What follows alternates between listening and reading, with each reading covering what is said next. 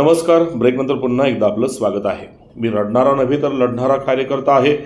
EVM मशीनमुळे सत्तेत आलेल्या विरोधकांपेक्षाही माझ्या कामाचा वेग जास्त असल्याने आज जनता माझ्याकडे नागरी प्रश्न सोडवण्यासाठी येत असल्याचे प्रतिपादन माजी सरपंच लोकसेवक संदीपदादा लोणकर यांनी केशवनगर येथे प्रसारमाध्यमांशी बोलताना केले. शिवसेना नेते संदीपदादा लोणकर यांच्या वाढदिवसानिमित्त मित्रपरिवाराकडून मोफत पीयूसी कॅम्प, भव्य आरोग्य शिबिर, थंड पाण्याच्या पिशव्यांचे वाटप, भव्य अभिष्टचिंतन सोहळा, धूर मशीन लोकार्पण कार्यक्रम आदी कार्यक्रमांचे आयोजन केशवनगरमध्ये करण्यात आले होते.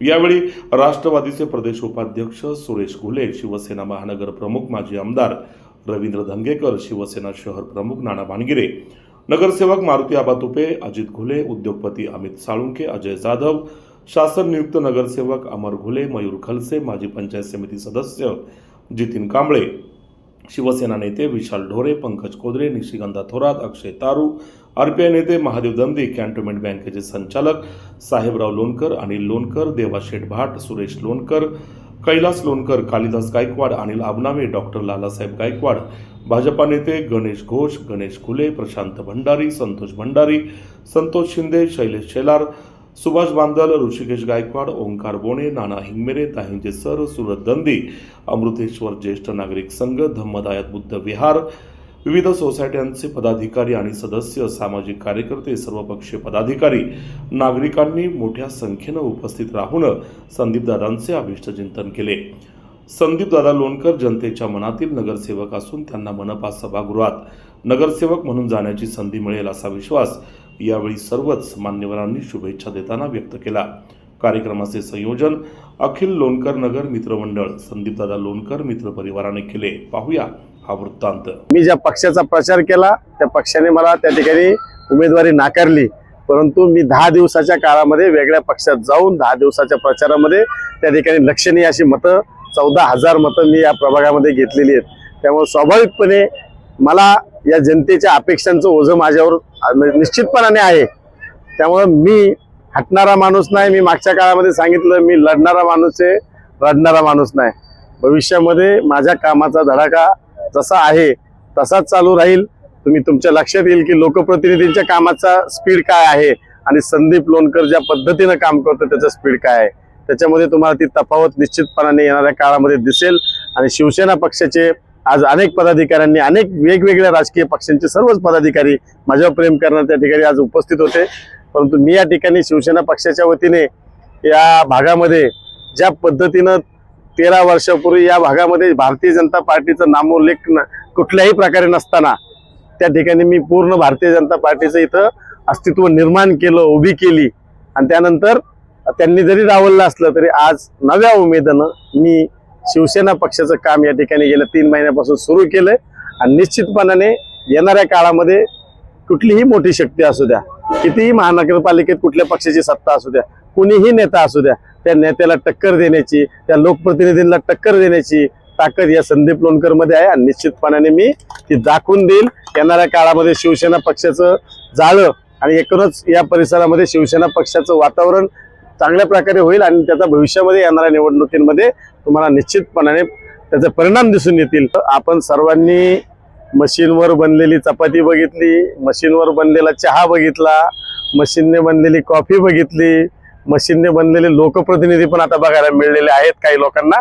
परंतु हे लोकप्रतिनिधी कशा पद्धतीने जनतेच्या अपेक्षांना पूर्ण करतील याच्याबद्दल निश्चितपणाने जनतेच्या मनामध्ये शंका आहे. आणि ती शंका, त्यांची ती पोकळी जी आहे त्यांच्या मनामध्ये, ती पूर्ण करण्याचं या जनतेचं वेगवेगळ्या माध्यमातून त्यांच्या समस्या असतील, त्यांच्या अडचणी असतील, या परिसरातला विकास असेल, या परिसरातील प्रकल्प असतील, महापालिकेत शिवसेना पक्षाच्या माध्यमातून आम्ही भांडून आंदोलनं करून मोर्चे काढून त्या ठिकाणी या भागातील समस्यांचं निराकरण करू. एवढंच या निमित्ताने या वाढदिवसाच्या दिवशी मी माझा विश्वास व्यक्त करतो. माझा हा हरणारा कार्यकर्ता नाही. दुसऱ्या दिवशी दादांनी पायाला भिंगरी लावून संपूर्ण आपल्या या परिसरामध्ये काम करण्याची, पुन्हा एकदा धाडस देऊन या सगळ्या भागामध्ये काम करण्याची इच्छा त्यांनी पुन्हा एकदा चालू केली.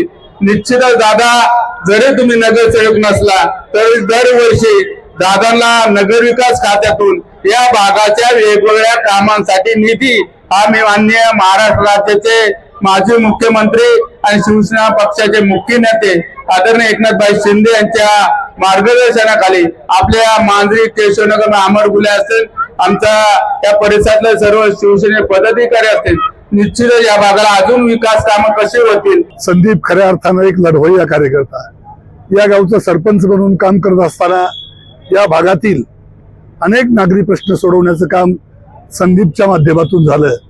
संघर्ष म्हणजे संदीप.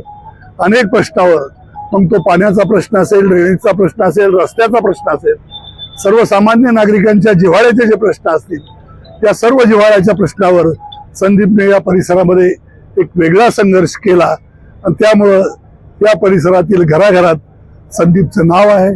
चांगला माणूस तुमच्यावर आहेच, तो तुम्ही काम एक वेळ करू नका, तो तुम्हाला मदत करायला कारण तुमच्या समाजाला मदत करायला, पण फसवणारी लोकांच्या जरा त्यांच्याबद्दल सावध राहून आपल्याला पुढे जायचं आहे आणि त्यांचंही काम करायचं आहे. आणि या निमित्ताने मी तुम्हाला एक सल्ला म्हणून आज बोलतो आणि गमतीचा भाग म्हणून बोललोय, पण तुम्हाला आई तुळजाभवानी तुम्हाला प्रचंड येतो.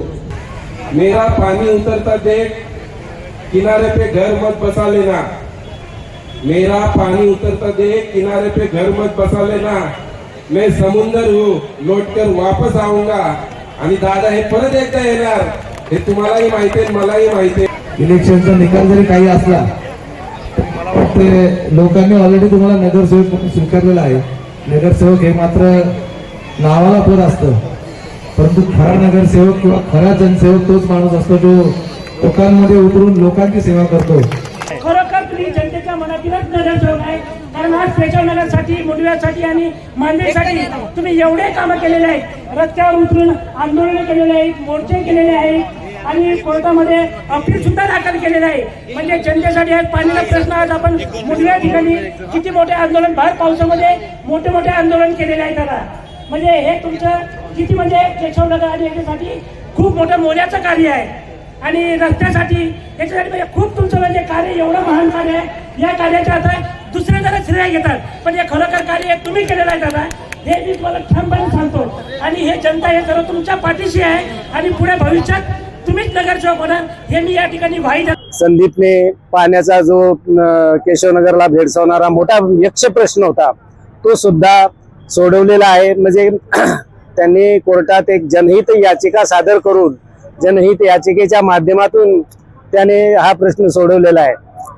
संदीप जरी भाजप पक्षाने त्याला तिकीट नाही दिलं तरी, जरी तो पराभव पत्करला त्याने, तरी दुसऱ्या दिवसापासून परत अगदी पहिल्याच्या उमेदीने कामाला लागलेला आहे. त्याच्यामुळं संदीप संघर्ष आणि संघर्षच करत राहतोय. त्याला भावी आयुष्यात चांगलं यश मिळो.